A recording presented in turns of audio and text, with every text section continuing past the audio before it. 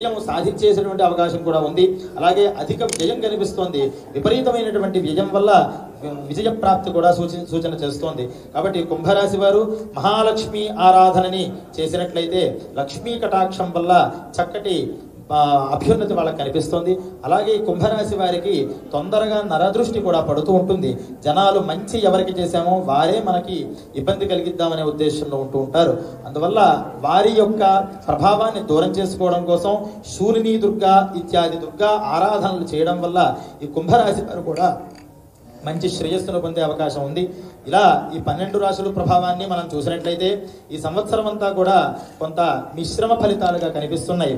ప్రజలలోనూ ప్రాకృతిక విధానంగా కూడా ప్రతి ఒక్క రాశి కూడా ఆ రాశి ఈ రాశి అని కాకుండా ప్రతి రాశి కూడా కొంత వాహన ప్రమాదాలు, అగ్ని ప్రమాదాలు ఈ సంవత్సరం జగత్తు మీద సూచించేటువంటి ఫలితాలు. కాబట్టి వారు ఆ వాహనాలు నడిపేటప్పుడు కానీ అగ్ని సంబంధమైనటువంటి పనులు చేసేటప్పుడు కానీ కొంత జాగ్రత్తగా ఉండడం మంచిది. కుజ ఆరాధన ఈ సంవత్సరం కనుక చేసినట్లయితే మన లోపల ఉన్నటువంటి ఎమోషన్స్కి బయట ఉండేటటువంటి ఎమోషన్స్కి రెండిటికి కూడా కారకుడు కుజుడు. కాబట్టి ఆ కుజుడు ఆరాధన వల్ల మనశ్శాంతిని పొందే అవకాశం కనిపిస్తోంది. అలాగే మతపరమైనటువంటి కల్లోలాల వల్ల కొంత ఇబ్బందులు కూడా ఈ సమాజంలో మనకు కనిపిస్తున్నాయి. అలాగే ఈ సంవత్సరం ఈ గ్రహస్థితి యొక్క ప్రభావం వల్ల కొంత ప్రపంచవ్యాప్తంగా ఉన్నటువంటి గ్రహస్థితి యొక్క ప్రభావం వల్ల కొన్ని రోజుల పాటు సాంకేతిక విజ్ఞానానికి గడ్డిపడేటటువంటి అవకాశం కూడా కనిపిస్తోంది. టెక్నాలజీ పనిచేయక, మన ఫోన్లు పనిచేయక కొంత ఇబ్బంది పడి అవన్నీ కూడా మళ్ళీ రీకన్స్ట్రక్ట్ చేసేటటువంటి అవకాశం కూడా ఈ సంవత్సరం మనకి సూచిస్తోంది. అలాగే ఈ సంవత్సరంలో ఈ భూకంపము ఇత్యాదివన్నీ కూడా ఈశాన్య రాష్ట్రాల్లో ఉండడం వల్ల కొంత ఇబ్బందులు పడేటువంటి అవకాశం ఉంది. కాబట్టి 50 మంది కూడా భగవదారాధన చేస్తూ భగవంతుడి యొక్క అనుగ్రహంతో ఈ సంవత్సరం అంతా కూడా విజయవంతంగా క్రోధినామ సంవత్సరం ఆ క్రోధం మన మీద కాకుండా మన పాపాల మీద, మనకి గిట్టన వాళ్ళ మీద ఆ క్రోధం కనిపించాలి తప్పితే మనకి మీద శాంతమే ఆ భగవంతుడు చూపించాలి అని మనం అందరం కూడా ప్రార్థన చేద్దాం. ఈ సంవత్సరం ఈ భగవద్ అనుగ్రహంతో క్రోధినామ సంవత్సరం చక్కగా అనుకూలించి రాబోయేటటువంటి రాజకీయ సంబంధమైనటువంటి సమస్త విషయాలలోనూ ఈ నాయకులందరికీ కూడా ప్రజాబలం సంతరించుకోవాలి. ప్రజాబలాన్ని పునః పొంది మళ్ళీ పునర్వైభవం ఈ భారత రాష్ట్ర సమితికి రావాలి అని ఆ భగవంతుడు ఎల్లప్పుడూ కూడా ఆ కల్వకుంట్ల వారి వంశీకుల్ని, వారి పరివార మంత్రివర్గాల అందరినీ కూడా ఇక్కడ ఆశీనులైనటువంటి అనేక మంత్రులు వీళ్ళందరికీ కూడా భగవంతుడు సంపూర్ణంగా అనుగ్రహించి ఈ సంవత్సరం దైవ బలాన్ని పొందినట్లయితే కనుక ప్రతి ఒక్కళ్ళు ఈ గ్రహస్థితి ఈ జాతకవశాత్తు కొంత తక్కువగా ఎక్కువగా ఉన్నా దైవ బలం అన్నిటికన్నా గొప్పది. అందుకని షడ్భాగంతు మనుష్యాణం సప్తమం దైవ చింతనం అని మనం గట్టి ప్రయత్నాన్ని పట్టు వదలకుండా చేయాలి. దైవాన్ని పట్టుకోవాలి. ఈ రెండు చేస్తే గ్రహాలు చెప్పినటువంటి దానికన్నా భిన్నమైనటువంటి ఫలితాలు కూడా ఇస్తూ ఉంటాయి. అందువల్ల మానవ ప్రయత్నం గట్టిగా చేయాలి. దైవ బలాన్ని పరిపూర్ణంగా పొందాలి. అలా ఎంతో దైవారాధన చేస్తున్నటువంటి పెద్దలు వాళ్ళందరూ కూడా ఆ దైవం ఎల్లప్పుడూ కూడా వారు చేసినటువంటి యజ్ఞయాగాది క్రతువులకి వారికి వారి పార్టీకి, పార్టీ సభ్యులకి, కార్యకర్తలకి ప్రతి ఒక్కరికి కూడా పుష్కలమైనటువంటి దైవానుగ్రహం ఉండి ఈ క్రోధినామ సంవత్సరం అందరికీ కూడా దిగ్విజయం కావాలి అని అందరినీ మనస్ఫూర్తిగా కోరుకుంటూ మళ్ళీ అందరికీ ఒకసారి క్రోధినామ సంవత్సర ఉగాది శుభాకాంక్షలు. సహనా భవతు సహనౌ భునక్తు సహ వీర్యం కరవావహై తేజస్వినావధీతమస్తు మా విద్విషావహై. ఓం శాంతి శాంతి శాంతి.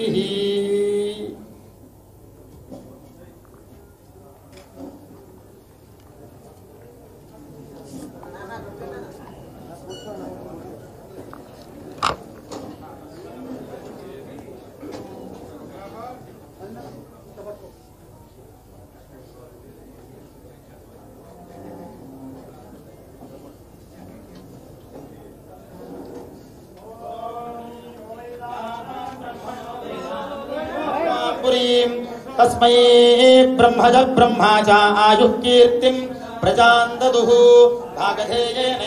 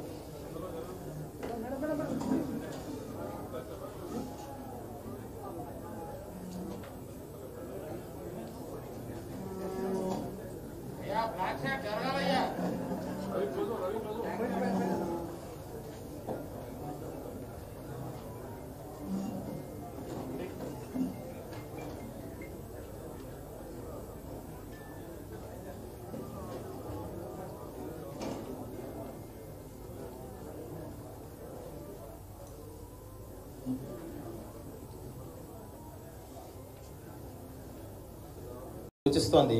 అయితే ఈ కర్కాటక రాశి వారు ఈ దోష నివారణ కోసం కేతు అధిష్టాన దేవత అయినటువంటి లక్ష్మీ గణపతిని అలాగే మోహన గణపతిని ఆరాధన చేసినట్లయితే మాసే వచ్చేటటువంటి చవితి రోజు ఆ గణపతిని సుప్రసన్నం చేసుకున్నట్లయితే అడ్డంకులు తొలగి ఆరోగ్యపరంగా